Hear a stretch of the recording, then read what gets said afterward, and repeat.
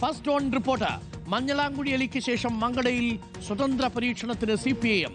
മങ്കട മണ്ഡലം Muslim League president Kunnath Muhammad LDF സ്ഥാനാർത്ഥിയായേക്കും. കുന്നത്ത് മുഹമ്മദുമായി CPIM നേതൃത്വം ചർച്ച നടത്തി. തീരുമാനം ഇന്നത്തെ സംസ്ഥാന സെക്രട്ടേറിയറ്റിലുണ്ടാവും. റാഹീസ് റഷീദുണ്ട് കൂടുതൽ വിവരങ്ങളുമായി.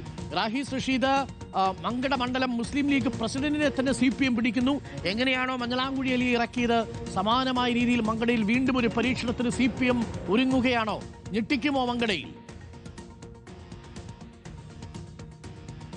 അരുൺകുമാർ, മലപ്പുറത്ത് CPIM വീണ്ടും ഒരു സ്വതന്ത്ര പരീക്ഷണത്തിലേക്ക് പോകുന്നു.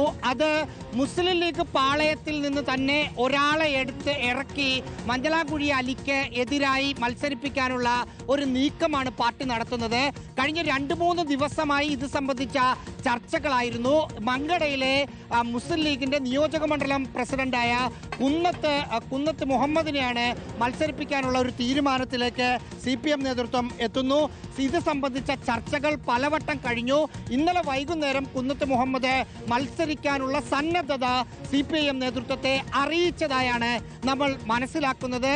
ഇദ്ദേഹം മുൻ പെരിന്തൽമണ്ണ ബ്ലോക്ക് പഞ്ചായത്തിന്റെ പ്രസിഡന്റാണ്. കഴിഞ്ഞ കുറച്ചു കാലമായി മുസ്ലിം ലീഗിന്റെ മങ്കട നിയോജക മണ്ഡലം പ്രസിഡന്റുമാണ്. ലീഗിനെ സംബന്ധിച്ച് അങ്ങനെ ഉറച്ച കോട്ടയല്ല മങ്കടം. 2001-ൽ മഞ്ഞളാംകുഴി അലി അവിടെ മത്സരിച്ച് വിജയിക്കുന്നത് കണ്ടു. പിന്നീടും അദ്ദേഹം വിജയിച്ചു.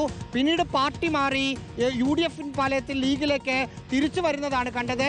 അതിനുശേഷം കഴിഞ്ഞ 2 തെരഞ്ഞെടുപ്പിലും TK റഷീദ് അലി എന്ന CPIMന്റെ മലപ്പുറത്തെ മുഖമായ ഒരു നേതാവായിരുന്നു അവിടെ മത്സരിച്ചു കൊണ്ടിരുന്നത്. പക്ഷേ അത് വിജയത്തിലേക്ക് അടുക്കാൻ സാധിച്ചില്ല. അതുകൊണ്ടാണ് ഇത്തവണ ആ തരത്തിലുള്ള ഒരു പരീക്ഷണത്തിലേക്ക് പോകുന്നത്.